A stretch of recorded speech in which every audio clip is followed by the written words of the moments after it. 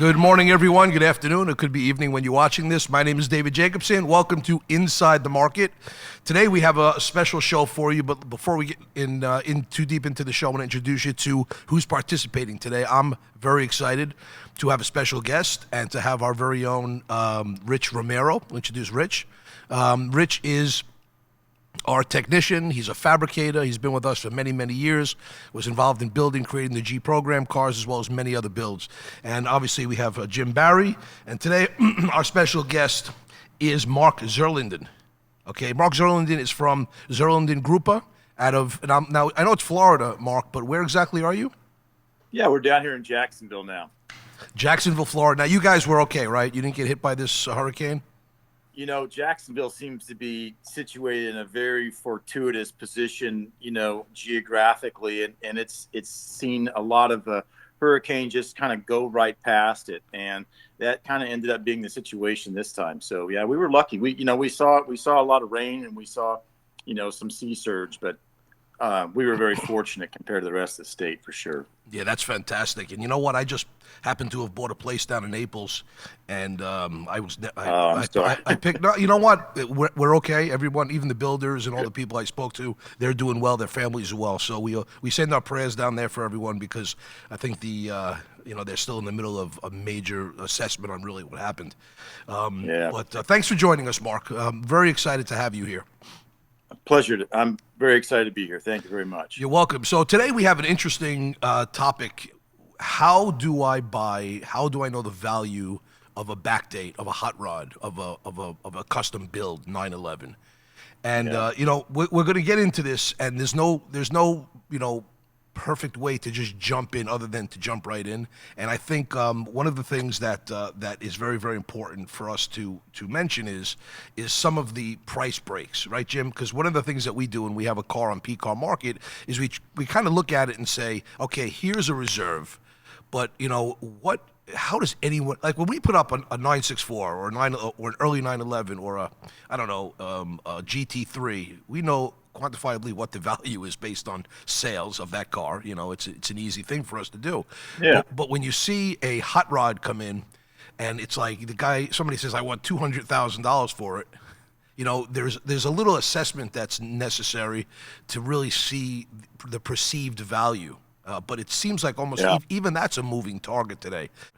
When somebody looks at a $75,000 to $150,000 hot rod, what should they expect? And then you go to $150 to $250, and then you go from $250 to $400, $450 plus, and then $750 plus. I mean, wow. How does somebody know what they're looking for, Marc? Is there a basic starting point to have some knowledge for anyone? Yeah, you're seeing all kinds of great cars and even greater cars out on the market these days, and they range from builders that go from, I'll just say, the grassroots level, the DIY type guys that have got experience. Maybe they're bodymen in their regular trade, and they can come home and do these kinds of projects very competently, nights and weekends kinds of gigs. And then you start moving on up into dedicated shops, restoration shops, service shops that do a combination of this type of work, and then companies that are starting to really focus on doing only this type of work, and then companies that are now developing their own aesthetics, such as the upper echelons. I'll say Singer and Gunther Works and so forth. Well, what's interesting is, and you from there all the way down to, I hate to say the word all the way down to, because I have more respect for anyone that's doing work in their garage. I can't, that's not my thing, but someone's building these beautiful pieces in their garages with today's technology. That's really where we're starting from almost a garage build, if for lack of a better term, all the way up to something that's so bespoke and so incredible, Rich, right? We do that here. We tweak and we play, but there's such a wide range of things to know. So when you look at a basic thing, I know 964 cams, a standard upgrade. Standard upgrade, and just tried and true through the years. It's certain basic, let's call them bolt-ons, that people have figured out a formula for. You can build a hot rod pretty securely with a few key components, and you've got a hit on your hands. But that kit has a cap. You will only get to a certain point with basic bolt-ons. At the same time, it keeps you safe. You know that you can build a car that you can enjoy for a good long time and not stress anything. And that's the beauty of Porsches. One of the things I've learned from you is that when you make a move here, you better look at the next 6 things that are affected by that. Whatever you increase here, right, Marc? I mean, listen, did you have the trial and error, Marc? I mean, how did you? These cars are absolutely a system, and you do one thing, it creates an absolute ripple effect. Yeah, and people like me get a little nervous when we don't know who built it, because you're looking driving at 120, 130 miles an hour when you're trusting someone put the right brakes on, or the right. Well, exactly, and so it's kind of to going back to Rich's point, you want to put together a certain degree of if you're gonna do this, if you're gonna do this much to the suspension, then you should do this much to your wheel and tire package. Sometimes guys need a little bit of guidance as well, in terms of how they get into these projects. So, it's really, I'd like to see it happen where, folks go into a project and they're with their eyes wide open, or they go into even looking at the market with their eyes wide open, because there's a huge education to be had out there. Yeah, no doubt. And you know what? I think the best education is to start here. So if everyone would just give me a moment to just put this out, I wanted to just share. And Marc, we talked briefly about this the other day, and we talk about this here quite often between Jim and myself. When you look at somebody sees a car on the website, whether it be Bring a Trailer, whether it be Pcarmarket, whatever the website is, or they see one for sale, whatever, a classified ad, 75 to 100. So basically, Rich, we're talking 964 cams, turbo torsion bars, a basic setup, but then the price escalates pretty quickly. So now you go from $150,000 to $250,000, which a lot of cars sell for today. I think at that point, maybe someone should expect, a 3.6, a full restoration. All right, maybe an engine rebuild, a 3.6 completely rebuilt with a real custom bespoke interior. So and then and forgive me, but one more. So then you get to $250,000 to $400,000. Like, a lot of people see a $400,000 car out there today selling $350,000, $360,000, and now what do you expect over there? All right, a name builder. All right, now all of a sudden you need something like a name brand, okay, and then something that is beyond bolt-ons, custom interior, bespoke, high-end build. So that's a real high-quality bespoke high-end build, and then you have $450,000 plus. And then you have a bespoke ultra level of performance and master craftsmanship. So now you're putting in master craftsmanship. The details are at a level that you don't see every day. Okay, and then you look at these cars that sell for $750,000 plus, and now all of a sudden you're talking about that with a name brand attached to it. This is crazy. From $75,000 for a car that looks really killer to $1 million, $1.1 million, $1.3 million, $1.5 million. This is am I kind of, Marc? Am I okay in what? That's a very difficult thing what I just did for people to digest, and I'm going to put it on the screen. Is that something reasonable for people to look at? Oh, absolutely. But again, it just goes to what's in the recipe, what's in this thing, and how far have they gone, throughout the project. And so, when you're looking at these $1 million cars nowadays, you're looking at companies that have been established for a few years now, perhaps over a decade. They've developed an aesthetic all to their own, and that goes to a narrative typically. And everything about this car that they've done could be proprietary, or most everything can be proprietary. So their investments in their work has been heavy. It's not only, in their own time, but monetarily to go out and outsource where they need, assistance, because it's hard to do all of these things in-house, to be, kind of what I'm starting to see and call as boutique modern coach builders, and those upper echelons definitely would fall into that category. So now you hear a lot about Also has to do a wait list with those very expensive cars. Well, it's supply and demand. Yeah, I'm going to get into that. If there wasn't a 3 or 4 year wait to get a Gunther, it wouldn't be the price that it is. Huge. You know? Now, listen, there's many things we talk about, Jim, like presentation, even photos and exclusivity that have values, and I want to get into that because that's a big part of it. But just as far as the value of what you're getting in the build, because we know that design, presentation, and so forth. But how difficult is it today, Marc, to really set yourself apart? Mechanically, I know that some of the shops use, there's a Roth Sport motor, or there's who does Singer use? I saw Ed Pink. Ed Pink, and whether it be even Williams, with the F1 team that helped them build the DLS. The DLS. But Marc, how do you find new ways to bring your car to a level that could still surprise people without being goofy?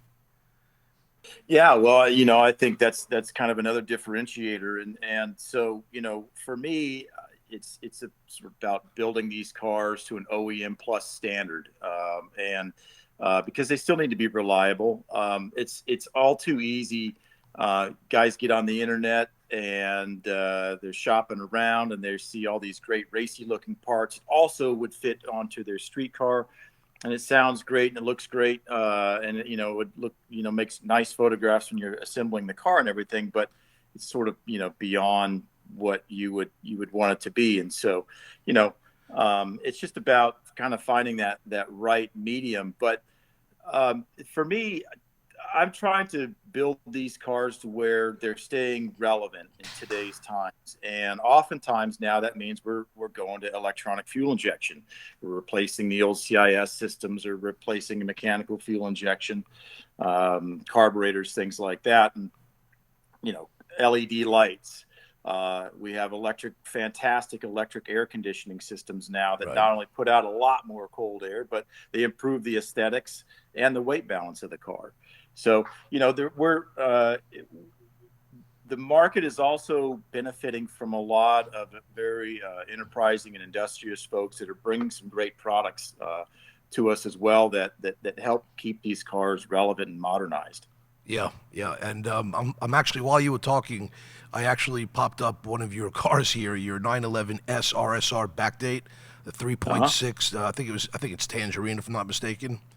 Now, Continental orange. Continental orange. Yeah. And so is this an older build for you, or this is something you did? Yeah, we built that car a couple of years ago for a client in Oakland, California.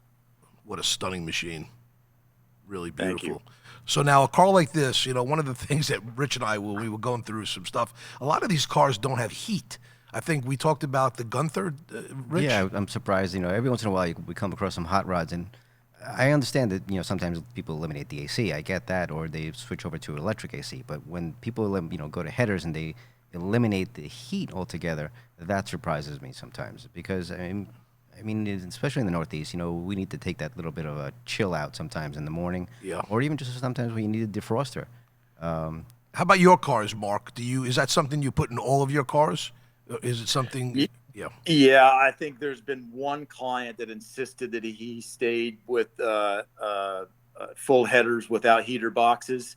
Most times, they'll come in and go, yeah, I want headers. I go, okay, well, let's put heater boxes on them as well, so you can have a little bit of heat.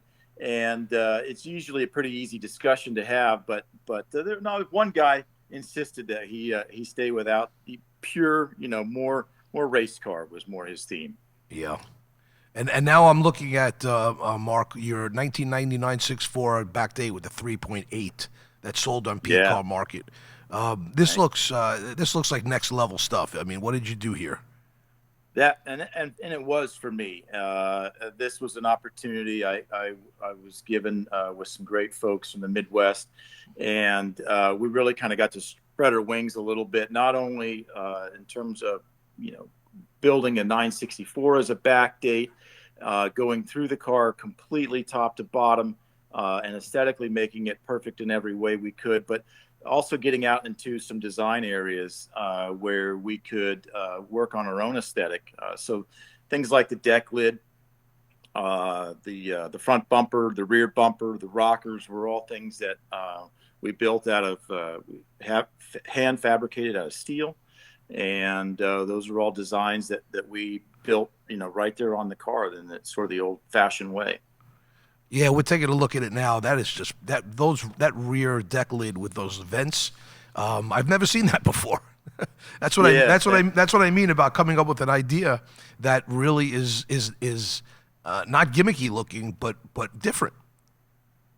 Thank you. Yeah, I've always been a fan of the split grills. Me too. So I wanted to incorporate that as well. And so bringing that up, flush to the surface, we put a little bit of a taper in it as well to follow the outer pillar lines and the outer window lines.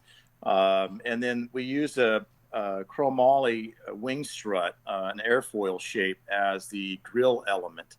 And so we hand shaped those and welded them into separated grills, and they bolt in place. I get a real kick out of all of these cars and getting to work with the folks that are behind them, and when we get to do fun videos like that, it really puts the icing on the cake. Yeah.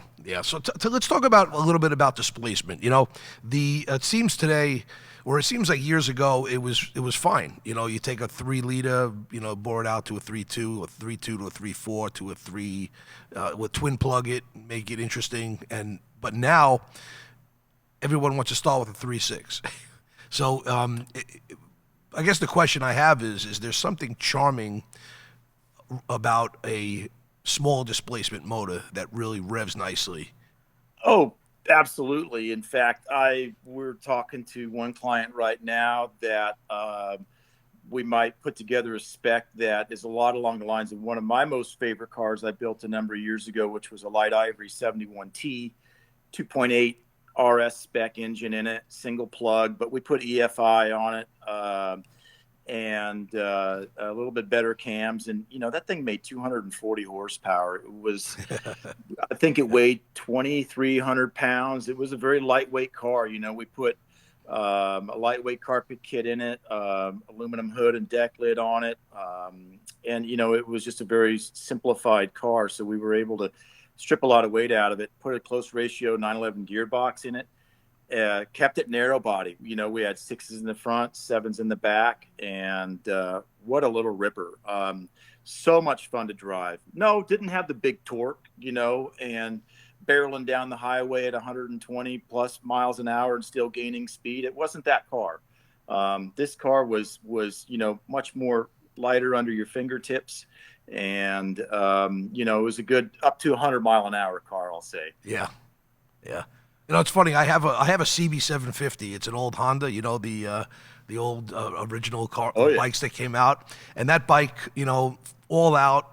There's a road over here called 106, 107, and I think it's like 75 or 80 miles an hour top speed, and or on a good day with a backwind, maybe 85. But there's something amazingly charming and visceral and exciting about the bike, because I also had some. I think it was not a V-Rod, but it was the Yamaha. What's that Yamaha bike? The VMAX. The VMAX, and I had that after that, which can do that, in first gear. And I was like, well, there's something amazing, right, about that the way the engine and it's just, you don't need that much power to have a blast. No, that's right. But it's also what's really great about the 911 too, right? Is it works good and it looks good in all of these forms. It can be a lightweight, canyon carver, or it can be a big torque, boulevard monster, and they work well in all of these situations. So, that's another reason why I've really loved sticking with 911s over the years. Yeah. And you know what? One of the things, Jim, that we were talking about the other day is valuations. I was at Luftgekühl. We just got back yesterday, and we're looking at all of these beautiful 911s, these factory correct, numbers matching cars. And I was looking at a 993 RS and a 964 RS. And with the prices of some of these hot rods, you could actually buy a 964 RS and a 993 RS, one of the greatest cars ever on the planet, right, Jim? Yeah. And have a factory correct, beautiful, incredible, lightweight, like street race car. Yeah. I mean, but some people still prefer to spend a lot more money on a bespoke build. Yeah, well, then it's an art piece, right? And that's the reason we're doing this is because it does get confusing. You know what I mean? Like to me, the whole point of rebuilding this old car is because you can't capture the essence of what a Porsche is in the new cars. And now recently, right, everyone is going with turbos. To me, I'm just like, you know, my friend was considering doing a turbo with Marc. He's building a car with Marc. But, you know, I said, what's the point in that? You know what I mean? Yeah. What's the point in that? You know what I mean? Then just you have a new turbo. It's like, Marc, do you know? prefer building naturally aspirated as opposed to turbo, or you just stay out of that and let the customer decide? Do you have a little persuasion? I'll tell you, my personal cars are normally aspirated. Yeah. Yeah.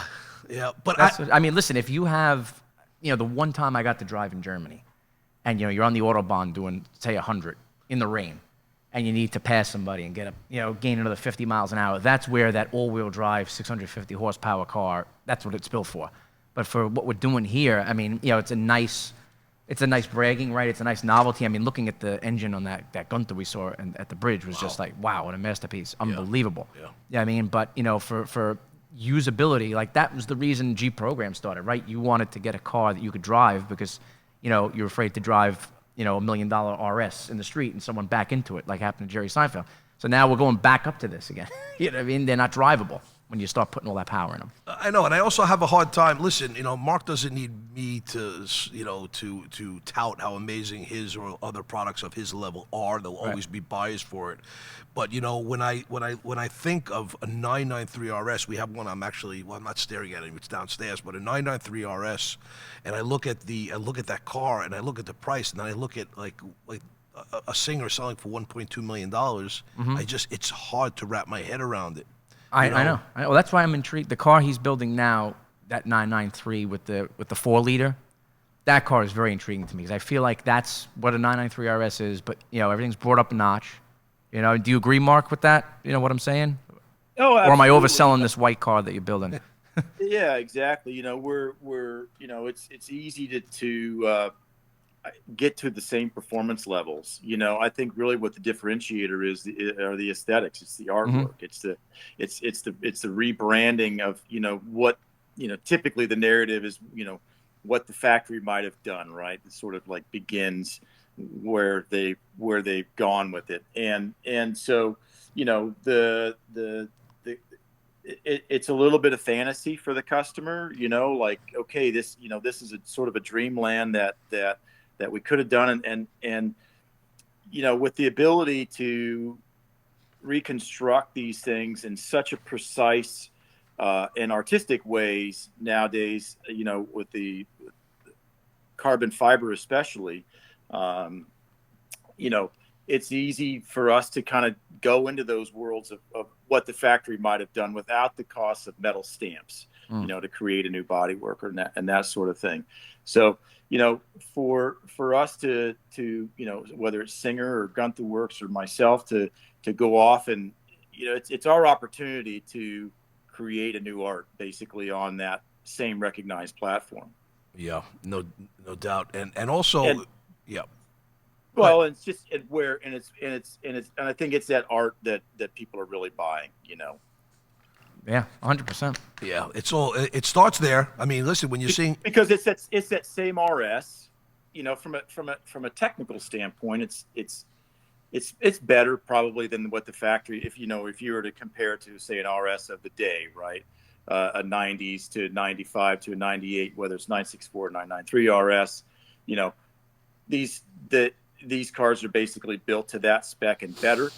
And so, you know, you're getting that same car plus the artwork is what I'm saying. Absolutely, Right. absolutely. I mean, in fact, I just popped up while you were saying that. Here's a 1997 993 that someone built to a 4-liter that we sold on Pcarmarket. And for those of you that are watching, you can check this car out right now. This is a wide body, so it's important to mention the 993 RS was not a wide body. It was not a wide body. Here's a car, but just to give you an example, here's a 4-liter factory body. I mean, that's not a factory motor, but the engine, I mean, the body is a factory C4S. You know, so it's a wide body. Right. And Marc, I don't think you can see it at this point, but we'll show you. It's just a stunning automobile that gives you the performance upgrades. And this car sells for nearly, listen, this was about a year ago. Yeah, it was about a year ago, You know, I'd venture to say it's worth a little more now. It's probably considerably more now because the C2Ss and 4Ss probably went up about 25%. Yeah, can you just see the then. date? Because then I could be a little more precise. Just go to the bottom. The bottom?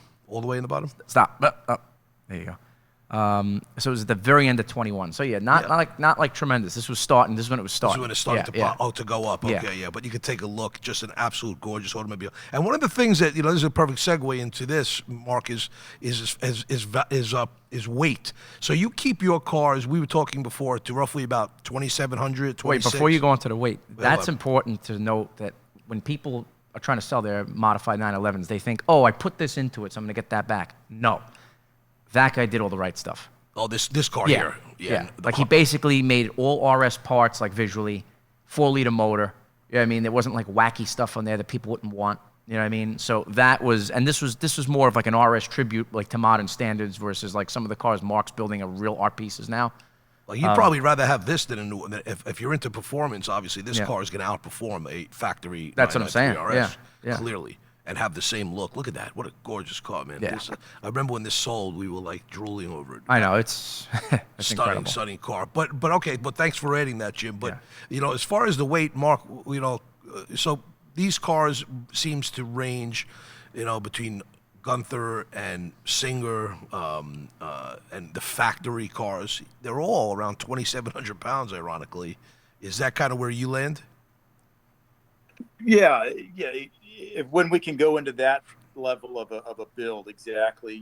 Like if it's still wearing all of its original steel body work and bumpers and things like that. But yeah, when we're going to a full carbon build, then those are definitely when we can get down into the 28 to 2,700 range. We're even working on a lightweight track car right now that I hope to be down in the 2,500 pound range. So yeah, it's achievable. You start working on a lot more areas of the car. The first few 100 pounds is relatively easy to get rid of, but it's kind of the 80-20 rule, right? And so the last 20% is the most difficult to get. Yeah. And I guess when we have a couple of cars here that are an example of what you're talking about. Here is a car that, as far as weight, when you look at a standard, where is that car here? Like here's a 78 911 SC, Jim, right? That sold on Bring a Trailer. Yeah. Okay. So this is a 3-liter, but looked like a well-executed build. A 3-liter car, but and a well-executed build, but a car like this, is not 2,700 pounds. When you start, Rich, we looked at this car, right, and this is a nice back date.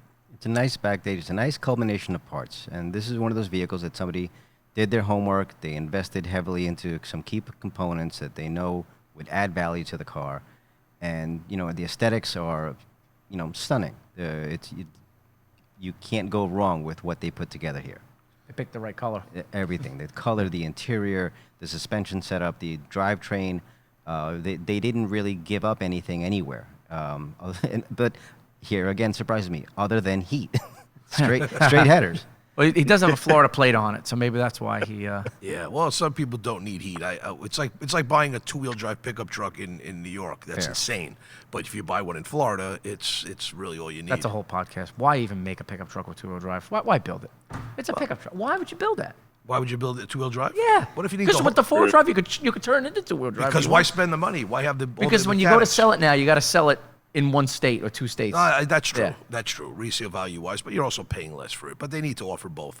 But this is an example of a car that sells for a lot of money, $166,000. Yeah, for an SC with a 3-liter, that's right. That's a big Right, an SC with a 3-liter. But when you look at this car and you look at the details, we just showed you the motor, and now when you see, look at this. Okay, you can see the difference here. Of a car that really took some care.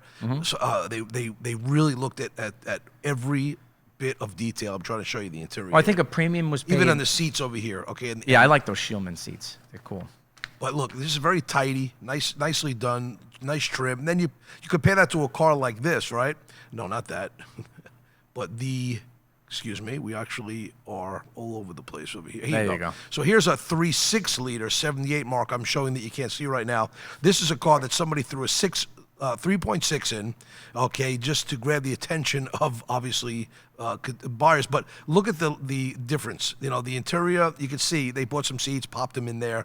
You look Not at, a back date. Okay, it's not a back date, so there was not money invested in that. And then when you look at the motor, I'm sorry for flipping around like this, but wow, gonna probably make you all dizzy.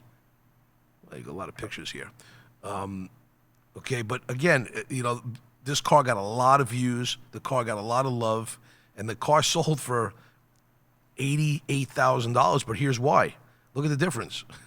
Yeah, they literally threw a 3.6 in there. They threw a 3.6 in here, kind of left it alone, right? And it doesn't have the eyeballs, but I'm sure the car's got enough power to have some fun in. But Rich, on a car like this, it needed some suspension upgrades, some brake upgrades. Did it have that, Jim? I don't know, but as Rich said yesterday, Yeah, the good news is for the buyer, you could spend a few dollars, and this was a great buy. You know what I mean? Because you can make this car, now the big work was done, right, Rich? Yeah, they left a lot on the table. This car came down to presentation. Right. They had spent a little bit of money on presentation, beautifying, and not even beautifying. You actually legitimate improvements in the engine bay and safety items as well. I mean, the 96436 were notorious for fuel leaks. I don't know if any of that has been addressed. I mean, it looks like they plucked an engine out of a car and just put it in there.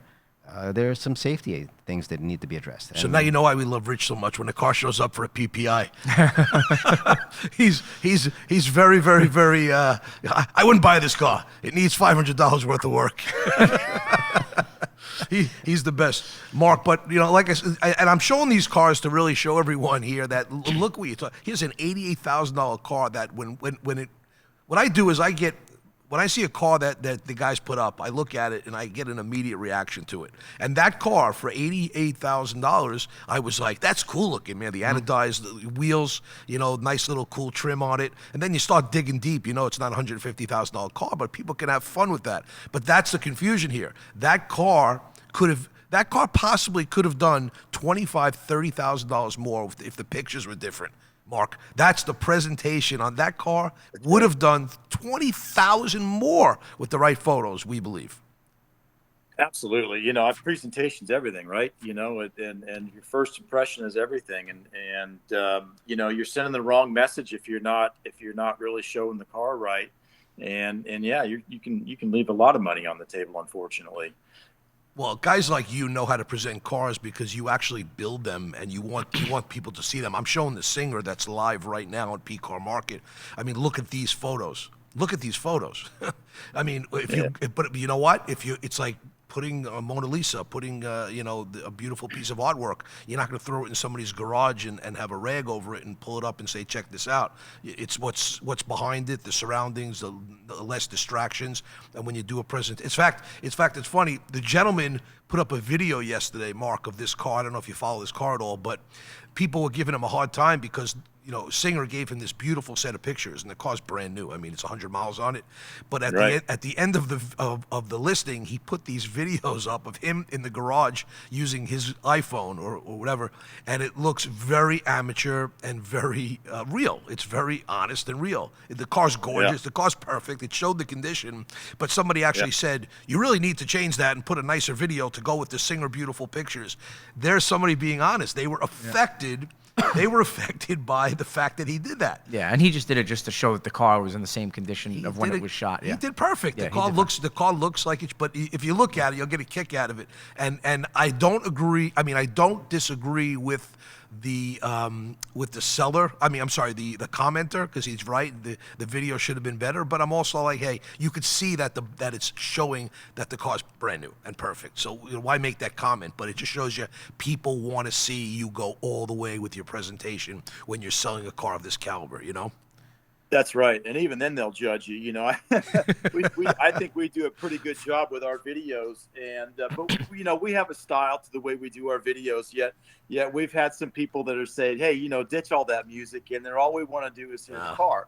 So all right, to each his own. But we showed the car, you heard the car, everybody saw the car, Yeah. You know, but yeah, everybody's got their own opinion about how it should be done, right? Yeah, yeah, exactly. And so, how about the RWBs? And how about, I don't want to put rocks and RWB in the same thing, but rocks. You know, we sold one of their cars recently. It was a beautiful. It was And an that was a fun sale. That car. It was a fun Yeah, it sale. was The car cool. the car did well, but it was an SC. It has a sunroof. The engine wasn't modified, but it was Richard's work, and It's an art car. They're art it's an cars, art yeah. car, beautiful. And they're awesome. I mean, they brought them Yeah. to driven to America. They were awesome. They see them brought pull driven up. to America. Yeah. This was actually originally, but I think built for a Chicago. That was the Chicago build. Chicago build.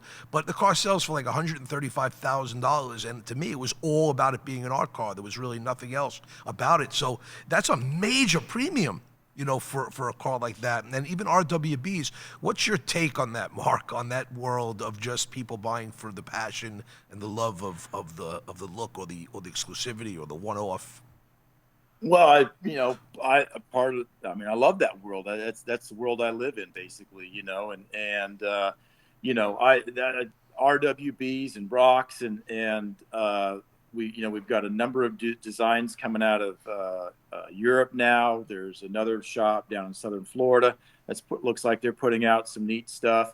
That's the other great thing about this is this market. It seems like is it has the room for some guys to come in and some gals to come in and do some really neat things. And if they do a good job of it, it seems like they get the premiums. They're paid, they're rewarded for their art, they're rewarded for their labor, they're rewarded for their passion and their blood and sweat and tears. Those rocks cars are amazing. I really am a fan of the RWBs as well. I like to see cars done well, and so when that happens and the monies are paid for it, then the world goes around. Yeah, you know what, and it means a lot coming from you, because I don't know if, again, people that don't know you, and I was not aware of your work until Jim got involved, I think, when you sold the car, and your work is as good as anyone's there is anywhere, and I think, it's very exciting. As a matter of fact, I'm so excited to see what you're going to be building. Yeah, we've got some new stuff coming out, later this year, or we could debut it early part of next year. We're not quite sure, but we're developing a full aesthetic ourselves. My background is industrial automation and designing things on a CAD machine, and so I spent the last few years learning Porsche, learning these cars, and learning what this industry is like and how this market works.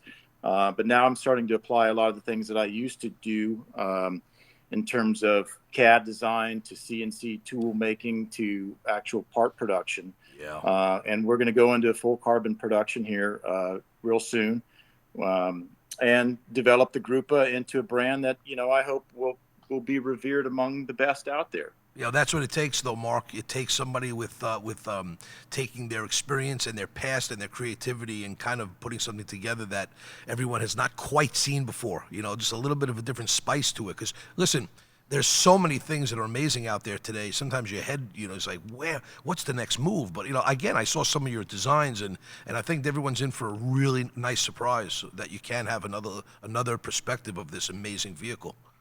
Thank you. Yeah, exactly. And like I said earlier, it's just sort of like, it's a great world to be in, because there's a lot of things that the factory could have done, right? And so you can sort of find a narrative that really works well for the things that you've done, the directions you'd like to go, and design with that. And so, that's where we're headed, and I hope the world is going to be excited about it when we bring it out. Yeah. And what's your thoughts about electric, the EV cars? I mean, I know there's some people that are coming out with some backdates that have the electric. But you have any thoughts or any interest in getting involved in that world? My number one goal here is to perpetuate air cooled. Those are my roots. And that's everything I've studied all the way to this point. But, EV is interesting. I've had people talk to me about it. I've looked into it myself, and, there could be something in the future for sure. All right. Well, we're looking forward to that. Is there anything? What am I missing? There was so much to talk about here. We can go on forever. I just We want could have another show with everything else we could it's- cover with these cars. It's just unbelievable. So the goal here was, and I hope we shed some light on it, is taking someone that is looking for a back date and giving them some insight on what to look for within that range, Jim. Yeah. Because we always try to come up with some formula that gives you a range, a good Yeah, range. all you're gonna get is a range here because, like we just showed you, if I said to you before we looked at that car and bring a trailer, I had a 3-liter SC back date. We'd say it's a $70,000 car. Yeah, I mean, so it just goes to show people will pay up to avoid a wait, to get the color they want, to get the build quality they want. But just know that like what Marc was saying, starting with a plan of execution. Not just the guys like, oh, I'll throw these wheels, I'll throw the suspension, I'll throw these seats. That's where you get a diluted, car and a very hard car to value. I mean, and that's where people get stuck.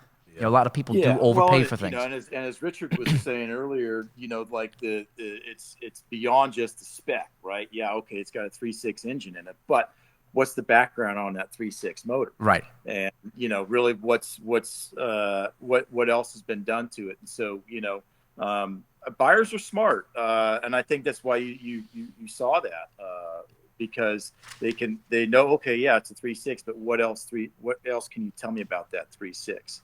And you go and you just grab parts right off the shelf and you put them into a car, and you can make it look, you can make things, modified and improve it. But if you really don't look at the car holistically and try to take in, all the elements at once and think about it as a system, then it just looks like a bunch of mishmash parts that you pull together from all the popular shelves. Right, and then like to David's point, that's where a lot of cars, like you could just tell by the way they sit. Yes. If the car doesn't have the right stance, right away I'm turned off. And some people don't have the eye to see that, and that's not something, I don't know how to teach that. I just notice it. I know something looks off right away. Yeah, it's one of the things we're pretty good at. Like when a car comes on there, Marc, we look at that car and say that car's selling. That car's selling. Yeah. And it's gonna beat reserve. It's just that those eyeballs and that emotion that the cars really bring out. It's really Well, the auction we had for your car, I'm not sure if that's the same car in the background or if it's just a similar one, but I remember that car was getting like $30,000 bid increments. Like that's emotion bidding right there. Yeah. I mean, like that car was exciting people. That was a great auction, and it had a big round of bids right there at the end. I think it surged $70,000 or $80,000 at the end. Yeah, I wish I can get to see that car in person one day. That looked like a gorgeous car. Yeah, absolutely. Yeah. What's interesting is the hot rods have caused us to contemplate putting a range like some of the auctions, the live auctions do, like the RMs and Gooding and stuff, where the car, in other words, when you're seeing a hot rod, it would be nice to see the range this car is going to go from 180 to 220,000, because most people see it and they're like, what do I do here? They'll follow the herd. They'll follow the herd and bid, or the people will actually stay away from it and not bid on it, not realizing what they're doing. Very few people have access to an expert. I mean, if I gave Rich, I give you a phone number out, you probably make a ton of money. Give Rich $200 and he'll guide you on how much to spend for the hot rod. $200 for the phone call. Yeah, The hotline, the hot rod hotline. They should do that. We can supplement some income. But I mean, it would be helpful to put a range. There are some basic bits of information that would always help out when building a hot rod. Well, go ahead. When somebody's going to do like a rolling restoration or just freshening up, you're establishing a budget. But when you go as far as a rotisserie restoration, you got to yank the harness. This is all labor. A lot of things, and once that labor goes in, it's on the return trip, it's triple. There are some things that cannot never be reused. Like you pull a harness out of the car, that's a gamble. It's you never really know if that harness is ever going to work right again. You're buying a new harness. That's just one little itsy bitsy piece of the equation. The fuel system. I mean, it's an oil system. Every single little bracket bolt, or is everything being re-anodized and replated? These are all high cost items because they are high cost because of the bulk of them. Yeah. Are they even restorable? To go right down to the bottom of it, what was the level of chassis prep? Was it acid dipped and properly e-coated? Was it and how were the panels? If it had any repair panels used on the chassis, then, were those backed up properly? Was the chassis fixtured properly? Like, Exactly. yeah, it goes on and on. We've had a couple of vehicles that you start stripping them down. You take everything off of a Targa and you de-stress that unibody. You'd be amazed what you find. Scary, frightening. You have a car that you can't reassemble. All of a sudden, the car that you thought was a nice cherry vehicle has to go on a Celette machine to be straightened back out, because all of a sudden you unearth 40 years of history, 40 years of abuse. Yeah. And there's cost there. There's cost involved. Yeah. And that's just one minor aspect. You're already in the $200,000 range for just for the build, and then plus all the additional components. I mean, the things go up and up and up and up, and I don't think that most people can ever recoup from that. That's why these are passion purchases. They're passion builds. People are investing into their nostalgia, their youth, their want, their need. And sometimes there's no cap to that. Yeah. Valuations is tough, man. Valuations are tough. If you want to play, Well, you got to yeah, pay. I'll say too, everybody that walks into my shop wants something different than the other guy has, right? It helps. It's for us, but in the resale market, it sort of lends to the conversation. Well, okay, this is a nice thing, but I would like mine to be just like these other things then, and it becomes a whole different car. So yeah, the market sort of perpetuates in that way, right? And there's fortunately a lot of 911s that have been around, and taken care of over the years, but and they're at least survivable to come back from a Celette bench if that's what it takes. Wow. Yeah. As much as you try to help people in this area, you kind of can confuse them a little bit too. So in conclusion,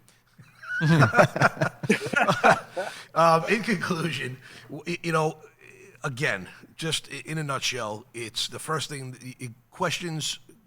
The problem is that when you're buying a hot rod from the third owner, there is really no information available.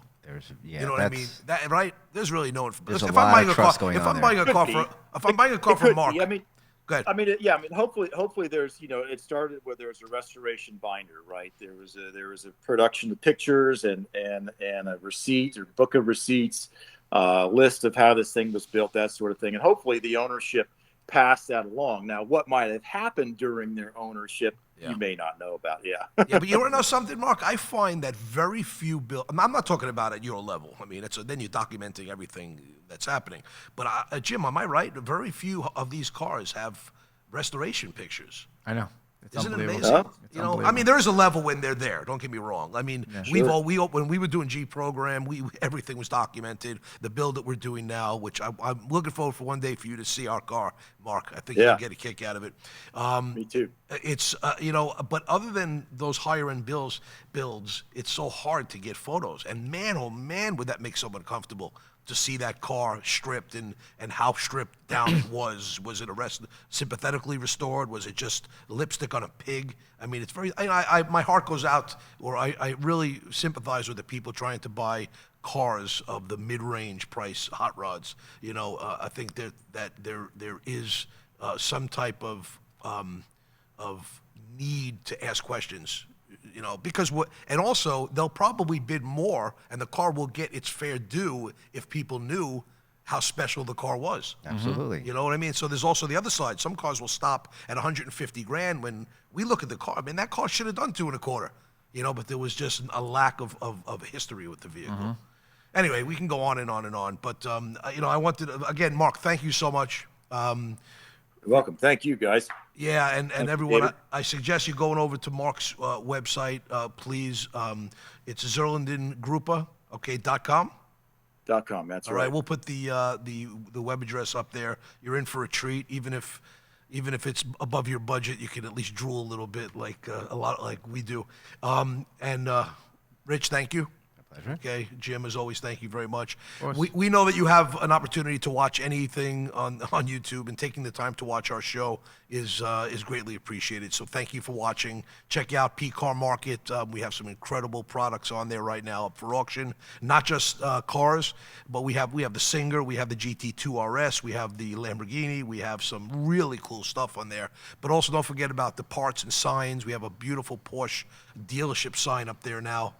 We just sold like this 60-foot dealership sign. Some gentleman purchased it. He was doing an airplane hangar, right? Yeah. And so we have some really cool stuff for the collector, and a Lamborghini, Ferrari, old BMW, Mercedes classic, vintage signs and so forth. And even this week, we have 3 awesome Cadillacs. we have 3.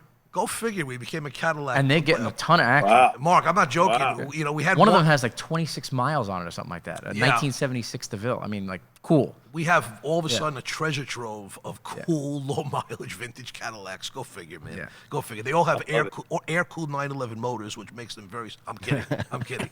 That would be interesting. Well, listen, when I grew up in Brooklyn, right, if you had a Cadillac and a Porsche in the garage for the weekend, you were doing all right. You were They go hand in hand. You were happening back then. Thank you for watching. We'll see you soon. Thank you, gentlemen. Thank you, Mark.